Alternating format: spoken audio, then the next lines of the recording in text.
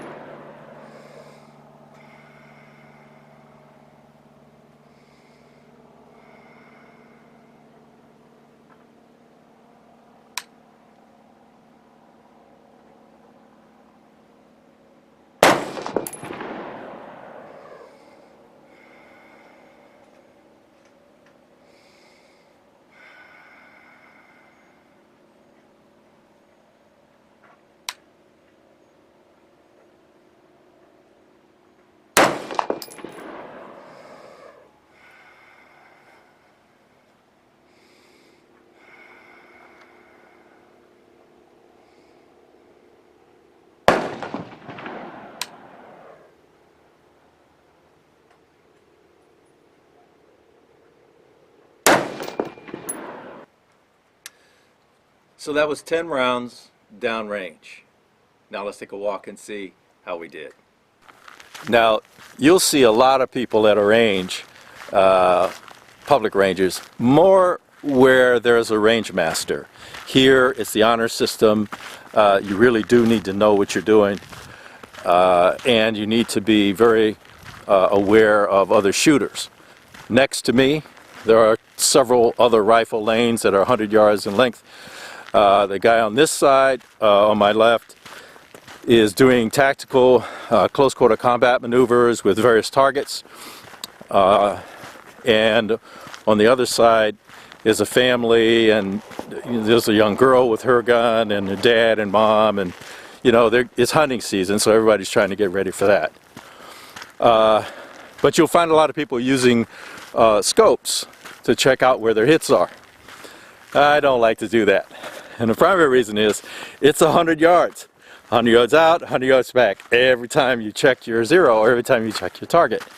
Now what's cool about that is that it beats the hell out of golf.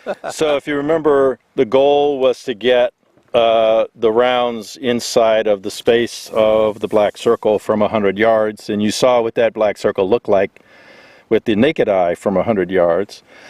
I only had one flyer outside, and 2 rounds went in the same hole here for the total of 10 rounds. So for all intents and purposes, the gun and the scope is zeroed based on this shot group. Now I could adjust the scope up. At this point I'm not going to do that. I'm going to use the next target down and see what that shot group looks like. If it looks similar to this, then I'll make a slight 1 mil adjustment or 1 click adjustment on the scope to bring this shot group up. But for all you civilians and other folks, that's a headshot at 100 yards from a bench, and I'm not using the tripod. This device here is referred to as a B.A.D lever. That's battery assist device. It's from Magpul. It allows you to control your bolt movement, your bolt security from the shooting side of the gun, instead of having to go on the other side, either with the same hand or with the other hand, to either hold your bolt back or to release the bolt. So it gives you a lot of control. What you'll notice as I make the trigger pull is that it will be slow pull until if there's a resistance felt. That's called the wall. And then, which is a resistance just before the hammer goes forward. And then you'll notice that I'll just continue to pull all the way back and hold it. You'll see some breathing, and then you'll see my trigger finger just release. You may or may not be able to hear the reset of the trigger, which is a click. You can feel it, and you can hear it when you're this close to the gun. You may be able to hear it on camera, but you don't let your hand go all the way your finger go all the way forward. It's you let it come back, you hear that click reset, and what that means is that you're really close. All you have to do is a little pressure and the next round will go off. That's why you have to have a nice grip on the gun. Although this doesn't have a lot of recoil to it, but it's just good practice. So let's see how that looks. Release the bolt. Safety off. Fire the target.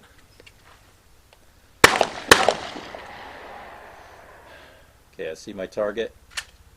Finger in the trigger.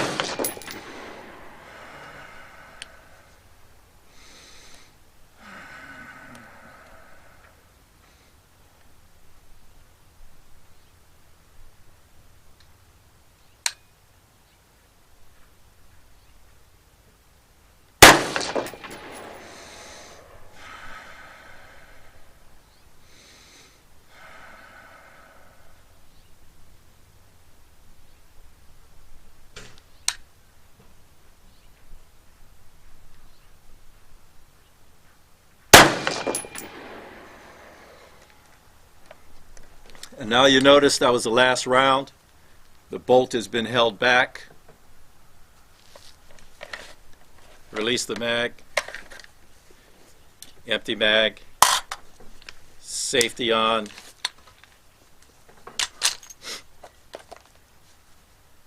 Chamber clear flag in the breech. Let's take a walk and see how we did. So as you can see, this shot group, which is about a 2-inch, inch and a half group, except for that one flyer, is still showing down. Now remember, that's the whole bullseye. What you should know is that with that Burris 3X scope, it's not a super precision scope. It's not intended to be. It's a nice compromise between short range, close quarter combat, target acquisition, and hunting.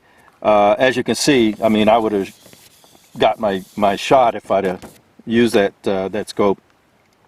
And that's pretty good out to like 200 yards. I'm probably not going to be able to see anything that far without another optic or glassing the field or something. So this shot group is low. If you remember this one is low. So what I'm going to do is I'm going to raise the reticle up about 1 click on my optic, and then on the next 2 we'll see how that goes. But all in all, I'm liking how the gun shoots here. The optic I'm using on this rifle I like a lot. It's the Burris AR-332. It's a 3X, as you can see here. It's a fixed 3X, which means 3 times the magnification optic, and it's great for folks with old eyes like mine.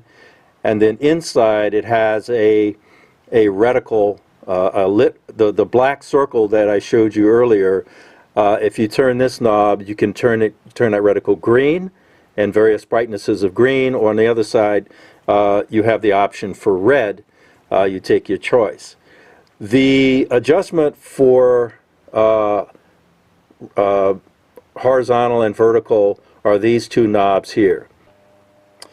This knob is left or right, this is up or down, and this is the one that I will adjust to bring the reticle up 1 click. I decided I would just I would raise it up 2 clicks and see what happens. And my handy dandy tool is a quarter. So you don't need special tools to do this. You just put it in and turn it. But you have to be very careful because you need to feel it click unless you can, and inside and you can hear it. Or hear it and... Well, as you can see, that little adjustment raised it up a bit. And I'm going to let that be good for right now. One of the considerations is the black dot on the center of my scope fills up most of this. So it's very hard to make really fine adjustments because my optic isn't designed for that. But as far as getting all of the rounds inside the black, that's going to have to be good enough for right now. So, thanks for coming out to the range with me. And I've done 2, 4, 600 yards of walking. Yeah, it's better than golf. Later.